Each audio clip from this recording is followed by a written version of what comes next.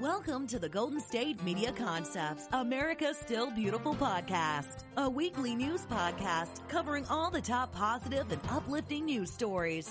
Are you tired of the same old news?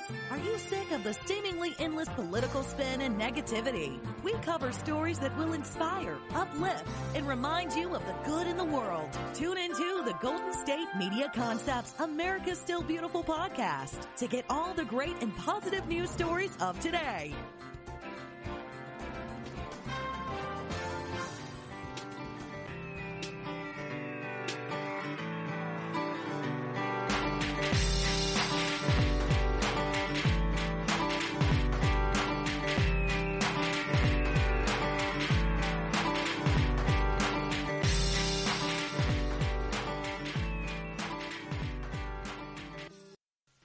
Hello, friends, and welcome to another episode of America Still Beautiful, brought to you by the GSMC Podcast Network. This is the podcast where we give you all the positive news stories you could ever want.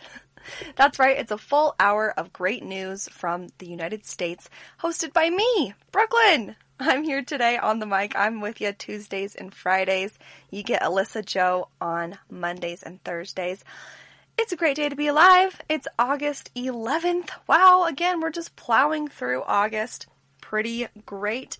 And that's right, it's time for another weird holiday. So, this week in Japan, August 11th is Yama no Hi. That's right, この特別の日は山の日。だから、山について話しましょう。Hoping everybody speaks Japanese so that you know all about it, right?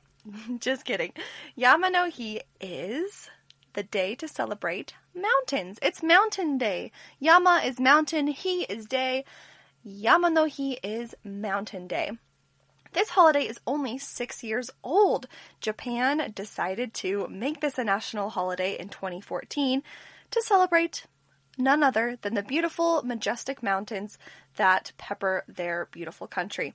I would love to celebrate this day here in the United States as well. My home is nestled in the valley of the Wasatch Mountains. I feel really lucky to be able to see them all the time. They're really spectacular at every single time of the day. You look to the east, the sun is coming up over the Wasatch Mountains. You get that pretty little outline as the colors change and the sun comes up. And you have snow capped on the mountains until like mid-May. It's just absolutely beautiful. These like purpley brown mountains just with lots of trees on them. And in Japan, I've been lucky enough to live in Japan before. And in Japan, most of the mountains are totally covered in trees. It's really an incredible sight. And of course, the biggest mountain in Japan is Mount Fuji. Fujisan wa totemo ookii desu. Fujisan is so big. It is one of the biggest mountains in the entire world, and you can see it from almost every prefecture in central Japan. So it's in Shizuoka, which is a prefecture in Japan, but where I was living up in Nagano, if you go down to South Suwa, South Suwa, there's a train station where you can see just the peak, just the tip of Mount Fuji. It's really incredible.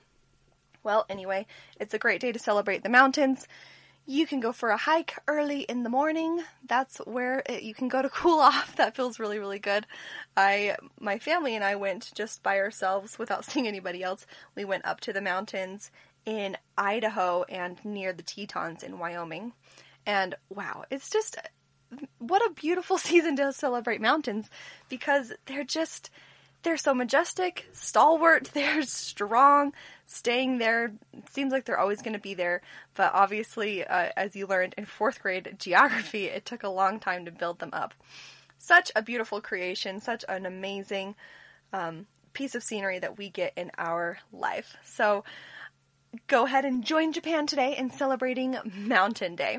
They actually didn't have any type of official ceremony for Mountain Day until last year, where they go now into the mountain and have a little ceremony to celebrate Mountain Day. And the holiday is kind of reflecting and a bit of a callback to the traditional religion of Japan, which is Shintoism, and where people would worship in the mountains. So, well, just a beautiful day to think about mountains and take a picture of your favorite mountains. And I hope that you're having a good day no matter what you're celebrating. I also know that it's probably somebody's birthday today, so if it's yours, happy birthday. If it's not, happy unbirthday. But speaking of Japanese holidays, let's get right into the good news for today. Our big headline today is that in Japan, some engineers have created a smart mask that can speak 8 languages. What? That's right, you thought that your mask from Old Navy was cute, but this new mask that they have made literally translates what you're saying as you are saying it. Obviously, there's always been really incredible inventions that have come out of Japan. They are a country that really values hard work and technology and also, getting to the next best thing. So this is such an interesting article I found on Inquirer about this mask. It's really sleek looking. It's made of silicone. It's white, and it has a little speaker right on the front. It looks just like the masks we're all wearing, but it's made of silicone. It's got a little speaker on the front. And a few months ago, the Japanese engineered, imagined, and designed this smart mask that hears what you're saying and through an app automatically transcribes the diction. And it amplifies the wearer's voice, and so it translates it into one of any 8 different languages. Japanese, Chinese, Korean, Vietnamese, Indonesian, English, Spanish, and French. Can you imagine being able to stand up and talk to a group of people that you do not speak their language, they do not speak yours, but you can just say what you're saying in your language, and then your voice will be amplified in their language. I am totally amazed. I think that's incredible. Now, this article goes on to say that the mask makes a good way to communicate more clearly with those we meet in stores or on the street without removing our masks, obviously, because that speaker really makes it capable. This mask is called the C mask, and the unit is made of white plastic and silicone. It carries an integrated microphone that connects to the wearer's smartphone via Bluetooth. So, technology that we already rely on. Sounds like it's going to work really well. Be warned, however, this mask does not provide protection against the virus. So I guess it's kind of different than the masks that we're used to wearing right now, right? Not for mask protection, but for communication celebration. Now, Tasuke Ono, the Donut Robotics CEO, clarified that it is designed to be worn over a standard face mask. The first models of these masks will be sold for about $40. Wow, way more affordable than I thought. And will be available in Japan in September. They are expected to be released in China and the United States at a later date. That is really, really cool. I love what people think of, right? Because I feel like that is something that type of mask is something you would think of maybe when you're playing like a spies game when you're 5 years old and you're like, oh yeah, I put on my superhero mask and now I can speak any language. That is just such a really cool thing. All right, well, speaking of masks and how diligent we're being in trying to prevent the spread of COVID-19, we have another great piece of news about COVID-19 patients who made a quick recovery with a treatment, according to the New York Post. So critically ill COVID-19 patients recovered rapidly from a respiratory failure after 3 days of treatment with RLF-100, which is a therapy that granted fast-track designation in the United States, and 2 drug companies reported on this on Sunday.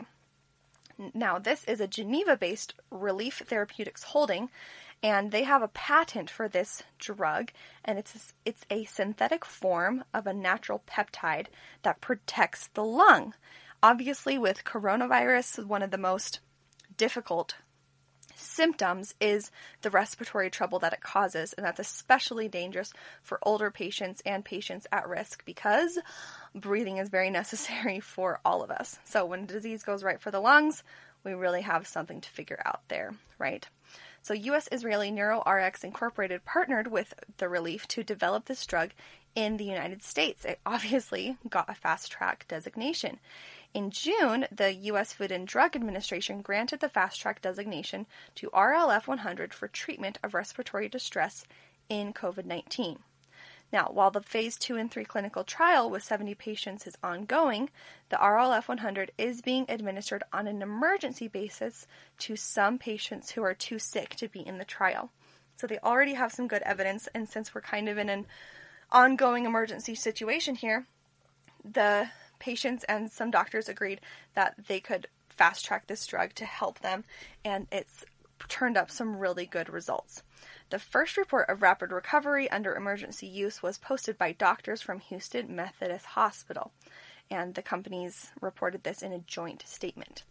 The statement said that a 54-year-old man who developed COVID-19 while being treated for rejection of double lung transplant came off a ventilator within 4 days of treatment with RLF-100. That is incredible. Not only did this guy have a double lung transplant, obviously that puts him at like the highest risk you could possibly be for the virus because it goes straight for the respiratory system. But then within 4 days of treatment, he was off a ventilator, breathing on his own. Wow, that is incredible and amazing and really gives me a lot of hope. This is so happy. Now, it doesn't stop there. There's some more good news for more patients. Similar results were subsequently seen in more than 15 patients treated under emergency use. The two companies also said independent researchers in a biocontaminant laboratory in Brazil reported that this drug blocked replication of the SARS coronavirus in human lung cells and immune cells. So that is really incredible. Not only is it helping stop the symptoms and treat the virus in the patients, but it's stopping the replication of the virus, which is the scariest part, right? That's why we gotta do the social distancing, because so easily it can be transmitted and start replicating right away. Well, how are you feeling about coronavirus? Are you sick of being at home? Are you sick of working from home? Are you tired of not seeing your family across the country? Well, just hang in there a little bit longer. I know it's really tough to be where we are, but like we've talked about before on this podcast, I really believe in the power of staying positive.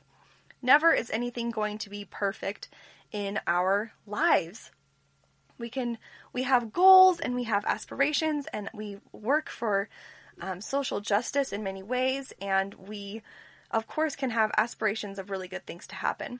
And many good things do happen, but not every single day will everything go according to plan or what we think is best. And it turns out that those experiences, those hard things that we have to work through, those are the challenges that truly make us stronger. There's lots of songs about that, right? Yeah, it's kind of a cliche, but it's for a good reason, because whatever doesn't, stop us from living really makes us stronger in our life and able to better have empathy for others, better to conquer challenges to come, better able to figure out what we want in life. If you just got what you wanted right away, maybe you wouldn't ever kind of get to that plan C where you actually wanted to get, right? That's kind of happened to me when I was in college. I went through a few different majors. I started in theater, and then I wanted to do communications, then I was in nursing for a second, and then I just stopped going to school, and then when I got back, I started up in English, and then I tried theater again, communications one more time, until I finally landed on what I studied, behavioral science. And going through all of those majors, luckily I didn't lose too much time going through them, but really doing the work in many areas helped me understand what I liked about those areas and what I didn't like and what I didn't want to stick with for the rest of my life. And so it broadened, having the options really broadened my clarity about where I wanted to be. So keep in mind the challenges that you have been through in your life, the things that you have already overcome, how much stronger you are, and where you are in a happier place in your life, so you can keep positive and keep going during 2020. There really is a lot of good news to be heard, and a lot more good news to hear about today. We're going to take a little bit of a break, but our next segment is all about catfish, and maybe not just in the way you think. Stick around.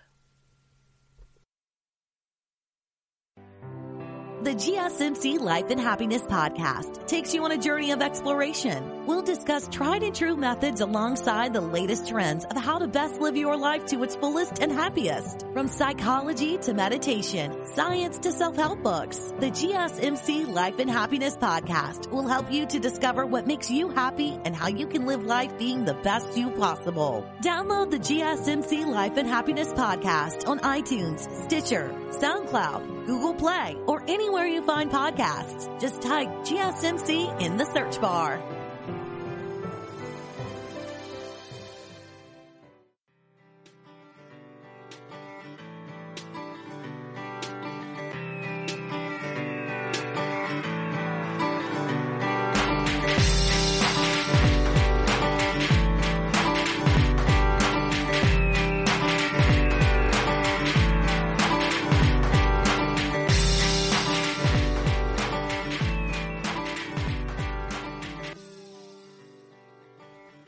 Hey everybody, and welcome back to the show. This is GSMC, America's Still Beautiful podcast, brought to you by the GSMC Podcast Network. Are you ready for some more fun stories? This next segment is a little fishy. Alright, that was a really bad pun, but this next story is all about catfish. Let's begin by reading the dictionary. If you Google define catfish, there's 3 different definitions, and we're going to go over them all because I have a story that goes with each definition. So first is a freshwater or marine fish with barbels resembling whiskers around the mouth, typically bottom dwelling. This is a river, like a little, freshwater fish, so you'd find it in a river or a little nearby lake. If you're an Animal Crossing player like me, it's always more exciting to grab a catfish in the lake than a carp, right? Worth a little bit more fun to look at. Now, this local church's food program has distributed 5 tons of live catfish to those in need. This is an amazing story about catfish from it's a local story in a Mississippi newspaper, and it's about a church that helped out feeding lots of people. Let's get into it. As a part of her duties as a minister at St. James United Methodist Church in Columbus, Eve Priester administers the church's food program. Now, we've heard lots of stories about this before, churches banding together, especially during COVID-19, to feed their communities, right? So in this role, Eve Priester has worked with groups like the Mississippi Black Farmers Alliance to provide vegetables and fruits for those in need. And during the coronavirus pandemic, churches and organizations have regularly distributed food and other supplies to the needy. However, this past Wednesday, they had a distribution unlike ever before. It was even over before it started. She said it was supposed to start at 2:30. But the truck got here about an hour early, and people were already starting to line up. So we went ahead and started. In just 1 hour, the volunteers distributed close to 5 tons of live catfish. By 2:30 p.m., the time the whole event was supposed to start, only 500 pounds remained, and it was reserved to be distributed among the church's needy congregation members. Priester said, "I've been working on this a long time. I knew it would be popular because it's something different." She says that they've been distributing a lot of fruits and vegetables to the community so far this year, which of course is wonderful, but the fish provides a little variety, something different. Now, the fish were donated by Lee Holland, who is a commercial catfish operator based in Indianola. An 18-wheeler pulled a large container filled with water and catfish, and it arrived at the parking lot of the church, and it opened one chute at a time as thousands of the wriggling fish descended down a ramp into an open trailer where the fish could be distributed to people carrying ice coolers. So they handed out live fish. I mean, talk about fresh food, right? And all for free. It's amazing. The catfish weighed anywhere from 5 to 25 pounds or more. Man, that's a big dinner. And they might have been too large for the commercial market because 2 pounds is the preferred size, right? That, gets it to the consumer in a very manageable way. But these fish were a godsend to those who had turned out for this event.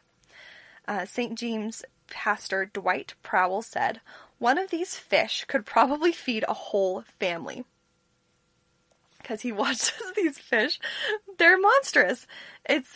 He talks about one fish in particular that's a monstrous albino catfish, and he said it felt like it weighed 25 pounds or more. That is a humongous fish. And it's alive. That's incredible. Powell goes on to say, we have been getting fruits and vegetables to give out, but we wanted something different. The first idea was for some meat, and we got hooked up with this fish company. You see, as you can see, it was a big success. Everybody likes catfish. I've actually never eaten catfish. I think it's a more common one, maybe made with fish and chips and stuff. Have you ever had catfish? Do you like it? This was just, I thought, a really unique story and really incredible. I mean, 5 tons. A ton is 2,000 pounds. So this is 10,000 pounds of fish here. I'm looking at the picture of the truck and it's just, thousands of fish all swimming in there. So what a great thing to do, and providing lots of protein for people in need in Mississippi. What an awesome story. Okay, are you ready to move on to definition number 2 of catfish? Number 2 is now a verb, and it says fish for catfish. So to go catfishing, for example, the Mississippi River is far below normal level, and the catfishing keeps getting better and better because these fish live closer to the bottom of the floor, right? So to catfish means to go fishing for some catfish. And boy howdy, did this man in Idaho do some catfishing this weekend. From a local paper called the Meridian Press, a Meridian man catches a record-breaking catfish at a western Idaho lake. The paper says, congratulations to Reed Monson of Meridian on landing a new catch-and-release state record for channel catfish. He set a new record. He bought. Whoa, that would be totally wrong. I'm just teasing. He caught it. He caught it himself. He caught this fish. He was fishing for largemouth bass on the Lake Lowell on July 24th when this 33-inch catfish inhaled his plastic swim bait. This fish narrowly beats the prior record recently set by Scott Turner at 32 inches in May of this year. Oh, can you imagine setting a new record and then bam, just 2 months later somebody else catches something bigger? It looks like this is all in good fun though. The picture of this catfish is incredible. You should look up the Meridian Press just to see how big this fish is. Imagine if you gave birth to triplets and held them all at once. That's how big this fish is. It is 33 inches long, and it is over, let's see, how much does it weigh? Okay, it doesn't say how much it weighs, but based on that last article where all those fish were between 5 and 25 pounds, this one looks like it's 15 pounds. It's really big. He is holding, the top and the bottom, and it's extending across his whole torso, and it is thick. It is a thick fish. So it must have been really hard to catch, I bet. Now, while Lake Lowell is primarily known as a bass destination, it does have a robust catfish population that is often overlooked. Idaho Fish and Game stocks between 5,000 and 10,000 catfish annually, which grow quickly and frequently exceed 10 pounds. Fish and Game often stocks channel catfish during the summer months when waters are too warm for the trout. Oh, makes sense. Catfish are often overlooked game fish in Idaho. They are abundant populations in the Snake River and many of Idaho's lakes, reservoirs, ponds, etc. Snake River is really actually quite beautiful. That's kind of where I was when I talked about being in the mountains earlier this summer. I was up there and near the Tetons, and that river runs through the Tetons, down Wyoming, and also through Idaho. It's a very long river, and it's green and pretty. It's really fun. I got to go on a little rafting trip on there one time. It was really nice. So congrats to this amazing guy, Reed Monson, who caught and released a record-breaking catfish. All right, last definition of catfish is a verb, and it's an informal and recently added usage of the word. Can you guess what it is? It's to lure someone into a relationship by means of a fictional online persona. Have you heard about this? Has it ever happened to you where you're talking to somebody online and it turns out that's not who they are in real life?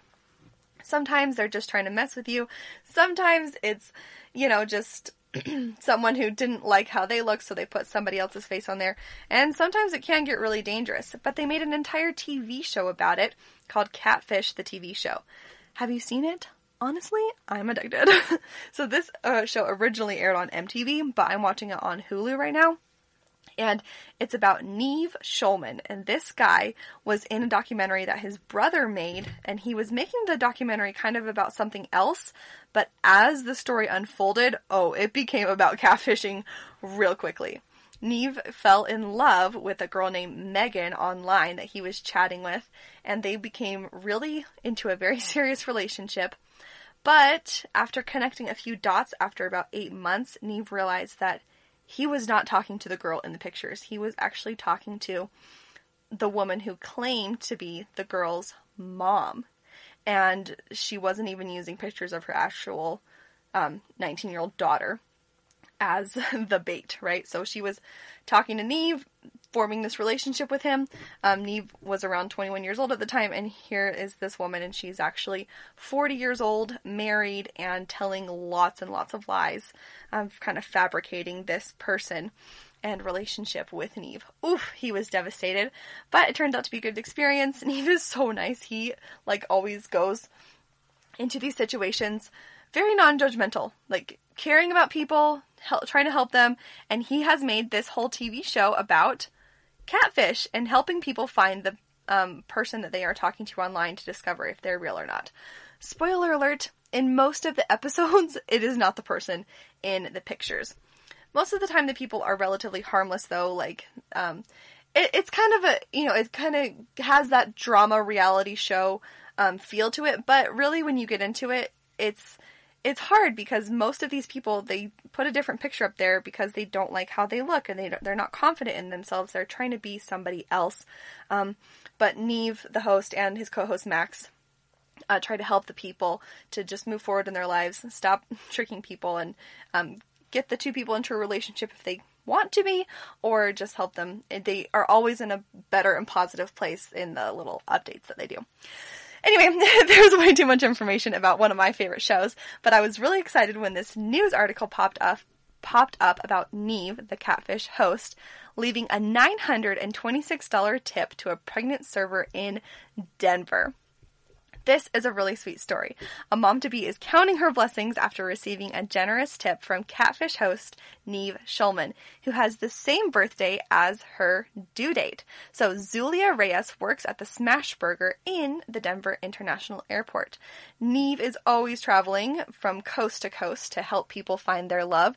So she's worked there for nearly a decade, and she's worked at that particular restaurant for more than a year. She says that she's met celebrities by working, but her connection with Schulman took it to another level when he asked when her baby was due. She just said September 26th. You get asked that so much when you're pregnant, so I'm sure she did not expect this. And Neve said, "Hey, that's my birthday."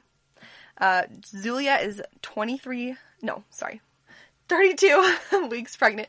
The two took a picture after Schulman left, and after they took a picture together and, he said good luck, she discovered a big surprise on the table. The tip for his meal was $926, which is the numerals of the date, September 26th. It means the world to me, to my baby and my family. We never expected this to happen to us, Zulia said. So the Neve left a note at the end of the receipt saying, "Congrats on your baby girl. Fingers crossed for 926. Love, Neve." Come on, how sweet is that? I love when someone who's had a lot of success really kindly shares it with somebody else. And obviously he wasn't on camera or thinking he was gonna make a big to-do about this, but she went ahead and reported this happening. So in the video, Zulia, through tears, admitted that she had lost hope on Monday. She said, "I had one of those days where nothing went right for me at work." Her husband is out of work, and as they prepare for their arrival in April, Reyes was laid off for nearly a month from Smash Burger. She felt a relief when she was called back to work, but she was petrified of the risk of COVID-19. Of course, the risk is for diseases higher in pregnant women, so that is really, really scary. She says that the good deed came during a time of need, and she called it a blessing. She said that the extra money will help with rent and baby essentials. She reached out to thank Neve on Instagram. Oh, I just thought that was such a sweet story, and it's been really cool to, if you watch the documentary of Catfish, which is 10 years ago, and see like little baby Neve, having this experience.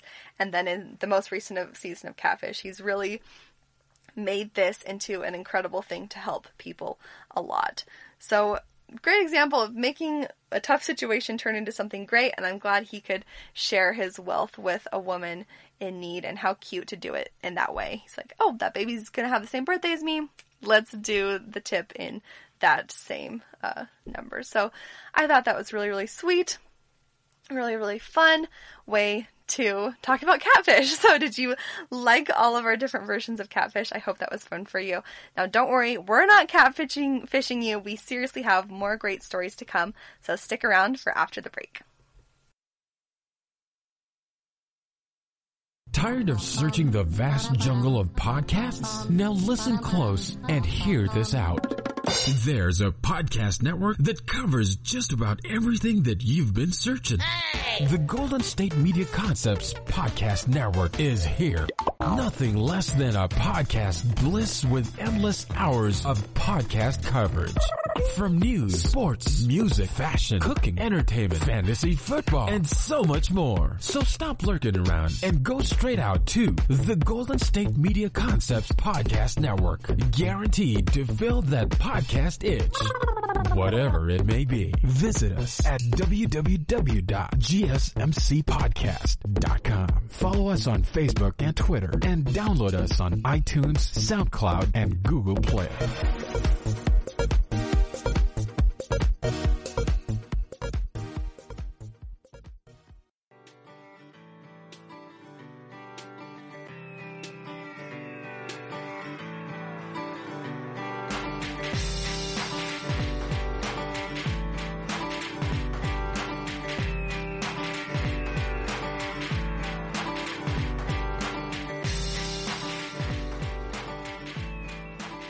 H-E-L-L-O, hello, and welcome back to GSMC, America's Still Beautiful podcast. Of course, brought to you by the GSMC Podcast Network, duh! Alright, more good stories are here. Hope you liked my clap. Now, what is your favorite flower? I really like flowers. Maybe it's cliche. I don't know. A lot of things are cliche, but that's because they're kind of good. But, I do like getting flowers along with chocolate and snacks that have cheese on them. But one of my favorite flowers is daisies. I think they're one of the happiest flowers. Another super happy flower that I love is sunflowers. Do you like sunflowers? They're gorgeous. They got like the middles that can be as big as your face, and then those big happy yellow petals. Well, one little boy loved his sunflower so much that he wanted his dad to grow a sunflower as tall as the house. And then he was surprised when it actually happened. I love when little kids say stuff like that. They're like, oh, I want this to be as big as me, as big as my door, as big as the house. I love that. And we need a little bit more of that childhood imagination and childhood logic, right? Because as adults we learn more about how things logically work, and sometimes it kind of limits what we think is possible. But it's true, it's possible to grow a sunflower as tall as the house, because Stellan Smith's dad grew his sunflower over 20 feet, and it towers over their roof. The picture is adorable. You gotta go see it. It's in the U.S. Sun. And little Stellan Smith was amazed when his dad grew a sunflower even taller than his house. This picture is incredible. It's a 2-story house. It's 20 feet. The boy is so little. And then it looks like Jack and the Beanstalk is what it looks like. This boy standing next to this flower, and the vine just goes up, up. It's like a stem. Up, up, up, up, up. Tons of leaves. And then up, up, up. And then you keep scrolling up. And there's the flower. It's way above the roof. It's amazing. I love it. And then the dad's really cute. He's on the ladder, climbing up to the sunflower. He's a project manager named Douglas. He planted the seed in March during lockdown, and it became the tallest known sunflower in Britain. He lives in Stanstead Abbots, and he said it's probably got maybe another inch or two left in it. So this thing might get even taller. He bought the seed from John Butler, who grew North America's tallest sunflower at over 26 feet and 8 inches. Wow. I mean, And then they have photos of documenting the sunflower's progress. I thought that was so cute how he really took his little boy's desire seriously and found a guy that sold the seeds that grew really big sunflowers. And it's incredible the work they went through to get this thing to grow. You can see in some of the progress photos there's some scaffolding that is, holding strong the stem to make it really strong so it can grow and grow more and more. So that's amazing. This seed is from a sunflower that's already grown 26 feet, over 26 feet tall. That's the record. And so this one yielded a healthy 20 feet. Wow, amazing. I love how serious that dad was about his little boy. That was really, really, really cute. So don't throw away your imagination just yet. Imagine what you could do. Because sometimes we're just lucky to be alive. This next story from CNN totally scared me, but it is incredible. When nearly a 12-foot alligator came toward his 4-year-old, this dad sprung into action. So we got two super dads over here. And one of them grew his son a giant sunflower, and this guy saved his son from a giant alligator. Andrew Grant didn't hesitate before jumping into action when he saw a massive alligator making its way to his 4-year-old daughter. He said, "When I first saw him, the only thing I was thinking is just getting my daughter, just getting her out of the way." What his intentions were, I'm not 100% sure, but I was not going to find out. Woo. So the child was with her brother and a babysitter by a canal by their home in late July. They were just having a lot of fun. They were fishing and catching crabs by this spot that they usually, are in. Oh my gosh, this is just so scary. It's such a big alligator. When their father spotted this 12-foot alligator heading towards them, he ran out, picked up his daughter, and the babysitter got the son within their home's fence. He says that he threw his daughter over the fence to safety as the alligator neared his feet. Now, this is all happening in Texas. I was kind of thinking like Florida, Louisiana, somewhere really close to the coast. But they're in League City, Texas, by the river, and a resident nearby said he was by far the biggest alligator we've ever seen. And in fact, they have never done that before. Usually they keep their distance, just pass by. You don't even know that they're there. But this guy's intentions were definitely a little different. Oh my gosh, the alligator is 11 feet 7 inches long and weighed 600 pounds. Oh, I mean, you would not have a chance. You go, Super Dad. Woof, that's a big guy. Okay. The dad said he was just so big that if he had jumped out, he would have just broken the fence, and because he was so heavy. But as the father quickly entered his home's fence, the alligator did retreat and came back several times. And it lasted like 20 or 30 minutes. Can you imagine? Like you do this this amazing superhero action. Like you save your kids from the alligator. You're in safety. You're back to your house in safety. And then that alligator just keeps prowling back and forth, thinking about social distancing, but isn't even going to wear his mask. Definitely is going to eat you. Ugh, spooky. But the good news is they were totally safe. He called a game warden who said the scenario really was unusual, as alligators usually like to stay away from people. The alligator eventually disappeared and didn't make another entrance until his daughter came out to the fence with her father. Soon the alligator... so they come back out, and the alligator comes back. Man, he really wants to get a bite of this little one.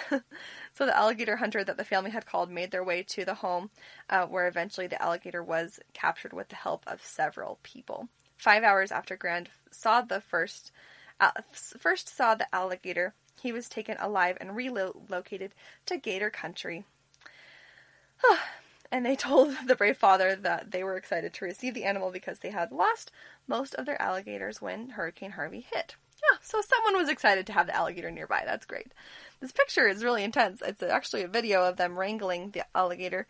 These professionals, I mean, doctors, nurses, and teachers, those are our heroes of the year, right? But, I mean, these game wranglers, that is a really good name for them, because we have one incredible woman. She is sitting on the torso of the alligator. Oh my gosh, he's huge.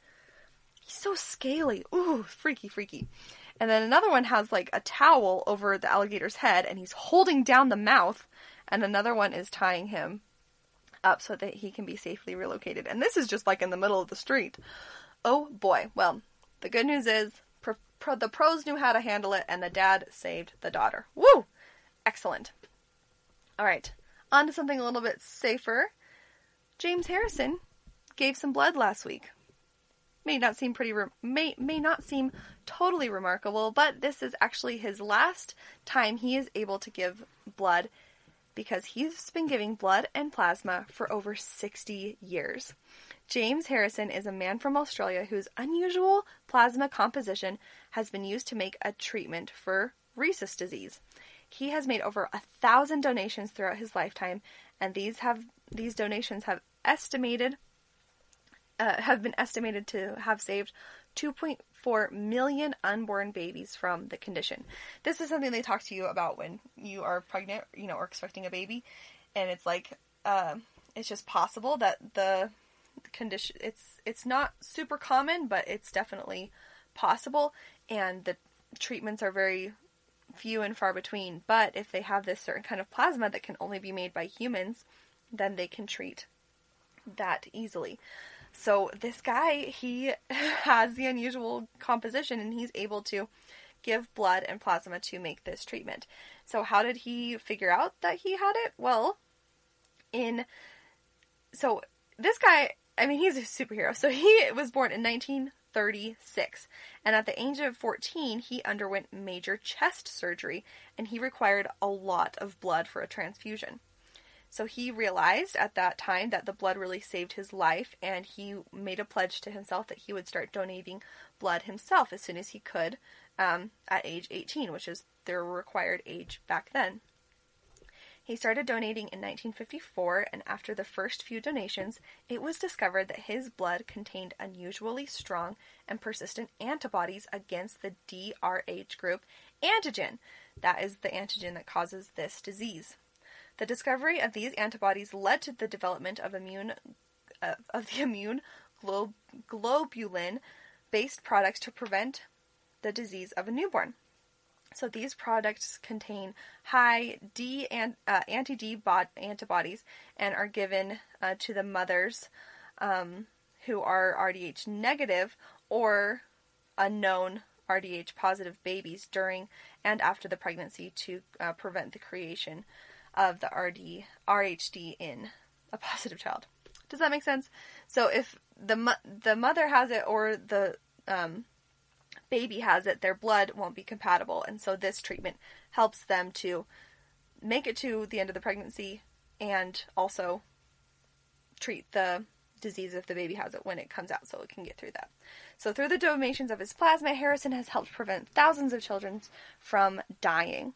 And his donations were estimated to have helped over 2.4 million babies with pregnant women, including his own daughter, Tracy, was treated with his antibodies.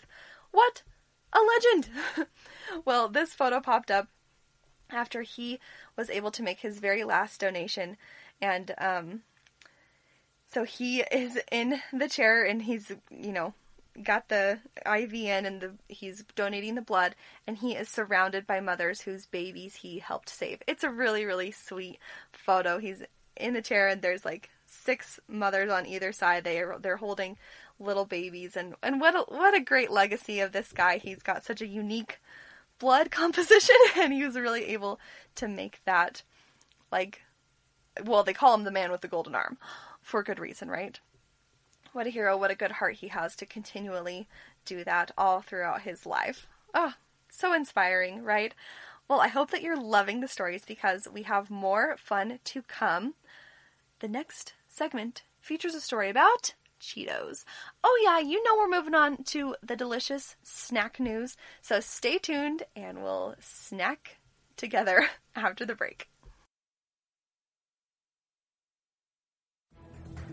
Want to find out what movies to go see? Then check out the GSMC Movie Podcast. It's your ticket to the latest movies, whether it's a new blockbuster event, romantic, comedy, or action flick. This show has got it all covered. They talk some what to go see now. Don't bother. What's hot on Netflix and everything in between. That's gsmcpodcast.com/movie-podcast. When it's all about the movies, it has to be this new show. Don't forget to like them on Facebook and follow them on Twitter. Visit gsmcpodcast.com for more info.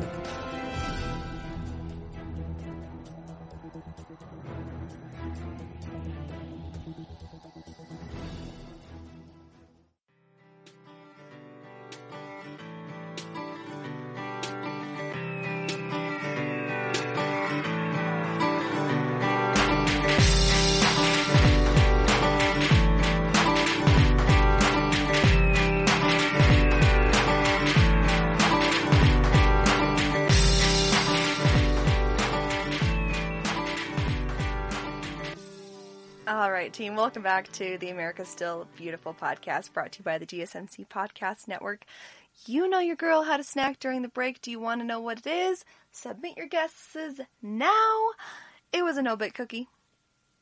Are those like nationally known, or is that a West Coast thing, or is that a Utah thing, or is that a my family thing? I don't know. A no-bake cookie is when you make cookies that you don't even have to bake. It's just on the stove. You add like butter, cocoa powder, some sugar, vanilla, and peanut butter, make this like glorious paste, dump in a whole bunch of oats, and then like make them into little cookies, and then refrigerate them. They're kind of to die for. They're one of my family's favorites cookies, and we made them for Sunday dinner this week, and so we have a few leftovers. They're yummy, and like depending on the amounts you put in there, they can kind of be more crumbly if you like that, or they can be stickier, and they're really, really good. So yeah, just Google no-bake cookies if you want to make them. They're really, really good. Now, speaking of really, really good and not having to bake something, mac and cheese. Oh yeah, I'm back with more mac and cheese news. You thought last podcast was the end of it. No. There's more. I have just discovered that Cheetos has released their own line of mac and cheese. What? That's right, mac and Cheetos. Here we are. It's for real. It's not a joke. Cheetos mac and cheese is on the shelves. You can get it at Walmart. That's right. And there's 3 different flavors. Yeah. Honestly, I'm kind of shook. I love mac and cheese. And I mean, I'm not mad about Cheetos. So this sounds really good. And I hope that it's really good. I'm going to taste it sometime soon. This actually reminds me of one of my favorite comedians. Her name is Jenna Kim Jones, and in her routine, she has a joke about how if she could get a tattoo, it would definitely be of a Cheeto. I don't know, I think that's hilarious. Alright, so Business Insider lets us know that Cheetos is getting into the mac and cheese business.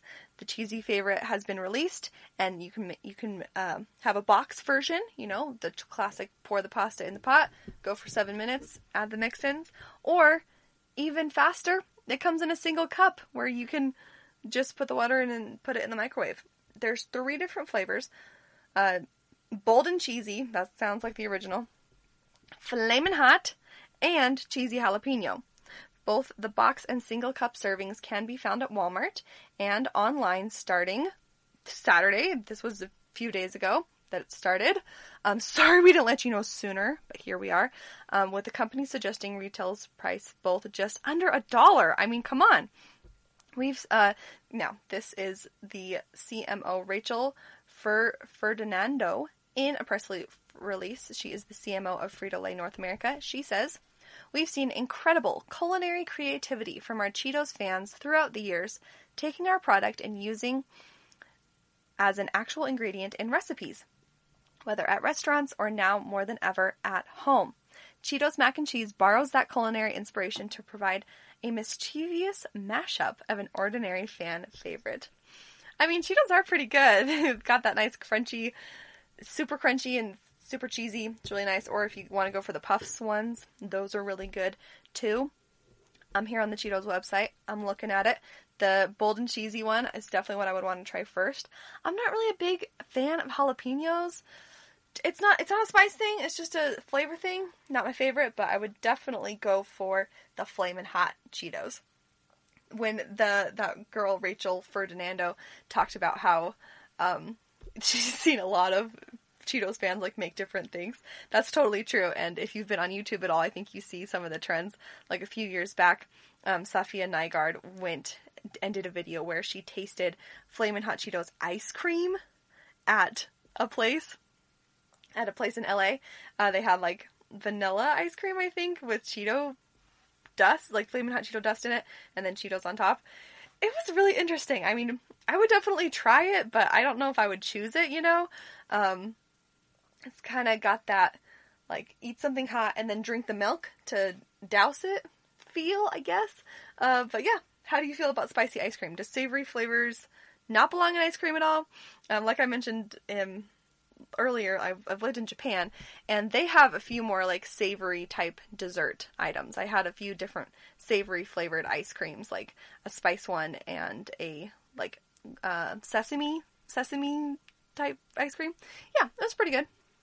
So, I'm not closed off to the potential of it, but anyway, there it is. Maybe next time you're going for mac and cheese, pick up Cheetos, see what it's like. If you have tasted this, please let me know. Are you following us on social media yet? It's Instagram at GSMC_America. Please send me a message. Please tell me if you have tasted this. Alright. Now, while you're enjoying your mac and cheese, there are still plenty of entertainment and virtual experience opportunities that you can enjoy at your house.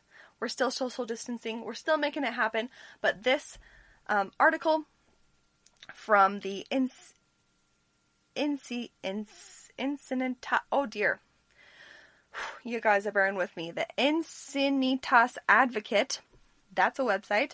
They have this article that says, Best Bets for the Break, a quick guideline to online entertainment and virtual experiences. So if you're still trying to cram a little summer fun in, they give some really great suggestions. Let's jump into it. First of all, they talk about a virtual fundraiser, which will be on August 22nd. We are getting into the season where lots of people do walks and runs, marathons, 5Ks, to raise money for different things. And so this is going to be the 7th annual Champions for Health virtual Sunset 5K. It's going to be ongoing through August 22nd. You take a socially distanced walk, run, bike, swim, or get on a treadmill and help raise money for Project Access San Diego, providing healthcare to community members in need.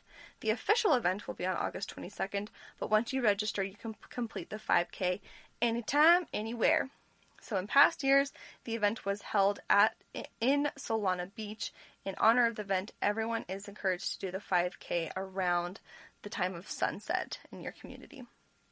Low tide at sunset is expected at 6:09 p.m. On the Friday and Saturday of the 22nd. So register at cfh5k.org. For more information, you can visit championsforhealth.org. Wow. I think that's really great that they're going forward with their 5K, but, you know, not creating an event where people are going to be huffing and puffing close to each other. This, you know what, this is kind of my kind of 5K, where, you know, you're alone, you don't have to see, no one has to watch you sweat, you know, work out, but that's kind of fun. I might personally look into that. That sounds really, really cool. Still help raise money for a good cause. The next section they have here is lectures and learning. Are you just craving the classroom? Because you can still learn. There is this really great opportunity going on Monday. It's called Adventures by the Book presents United We Read, a virtual adventure by the book. Meet the candidates.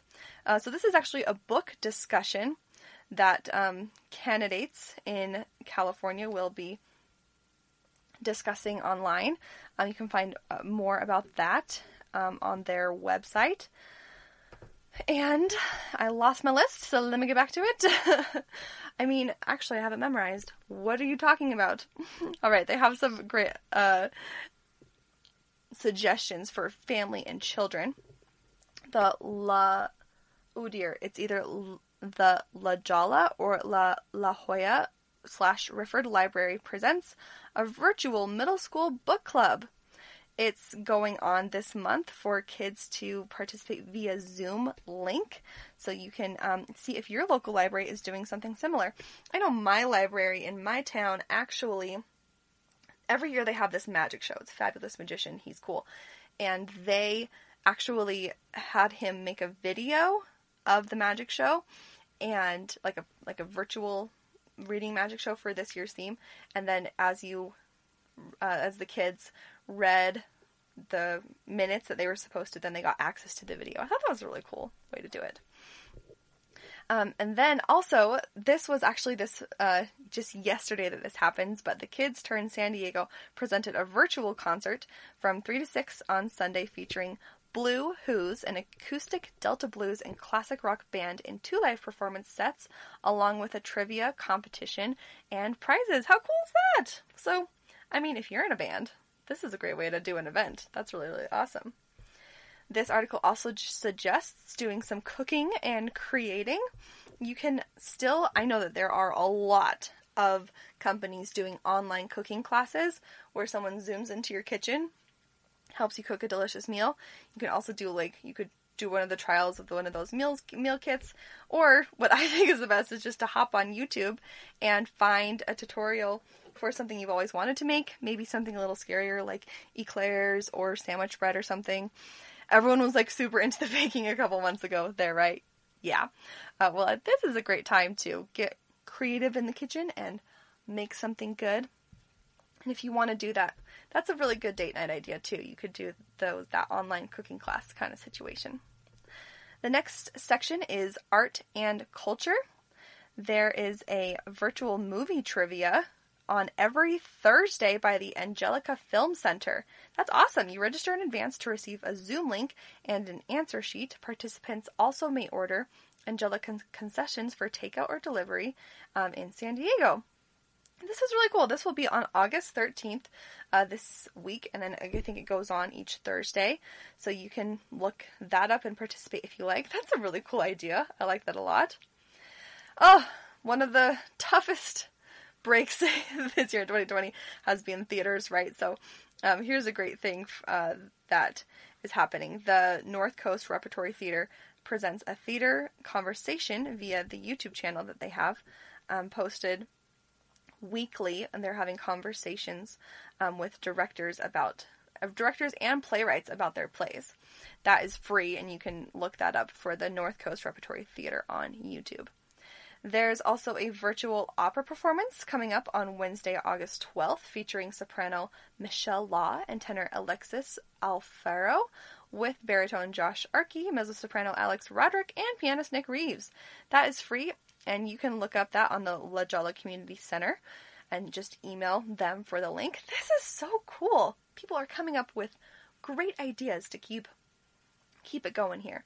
Oh, the Twain Fest. This is the 11th annual Twain Fest. I've heard about this. It's really amazing. It's a company called Write Out Loud. Prevents. That's the opposite. They're presenting their Twain Fest virtually this year through Sunday, August 16th. So you can still get in on the action this week. The new content will be shared via email daily along with video updates. So you can sign up to get your writing on with a group, but virtually. You can do that on their website, writeoutloudsd.com. There's also virtual galas and events going on, and as always, you can create your very own game night with friends via Zoom or Jitsi, whatever you're doing. That's what I'm doing tonight with my family. We are going to Zoom in, or maybe we're going to use Discord, one of the platforms. It's so nice to have so many options, right? I mean, in previous pandemics in history, they did not have as many options. They did not have any options for video conferencing like we do. It's really something that is amazing. So we're going to play a couple of, we're going to play a board game that both of us have the game. So we're going to kind of sync that up and then play some trivia games too. So keep your head up. There's still lots of opportunities for entertainment, doing lots of fun things, even when we're social distancing. So hang in there. Of course, right at the end here, I have a quote to send you off with happiness in your heart. So listen up and write this one down because it's a good one. Happiness does not depend on what happens outside of you, but what happens inside of you. It is measured by the spirit with which you meet the problems of life. And that was said in 1974 by a speaker named Harold Lee. I really love this quotation. I have really brought it kind of with me through my recent years because this is a lesson that I have learned, is I cannot control outside factors as much as I may want to. I can't control how long my kid sleeps. I can't control the weather. I can't control the pandemic. I can't control the behavior of my family. But what I can control is my mind, my body, my attitude, and my actions. And I'm so grateful to have that ability to choose and, have those things that I can control. So when I focus on those things, I really realize that I am able to have a lot of happiness and fulfillment based on what I choose to do and how I react to situations. I don't react well in every situation, but I have learned that problems can be positive. Inconvenient times in our lives really teach us patience, or devastations in the world give people opportunity to serve and get closer. So, of course, these negative experiences are not ideal, but as we go through them, there are things that make us stronger. So stay positive. Thank you so much for listening to this burst of positivity today.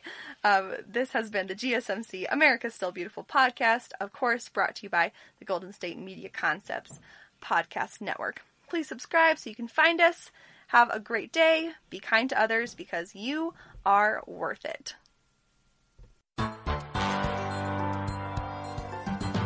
You've been listening to the Golden State Media Concepts America's Still Beautiful podcast, part of the GSMC Podcast Network. You can find this show and others like it at www.gsmcpodcast.com. Download our podcasts on iTunes, Stitcher, SoundCloud, Google Play, or anywhere you find podcasts. Just type in GSMC to find all of our shows from the GSMC Podcast Network, from social media news to marketing news and even weird news. The GSMC Podcast Network has you covered. You can also follow us on Twitter and Facebook. Thank you, and we hope you have enjoyed today's episode of the Golden State Media Concepts America's Still Beautiful podcast.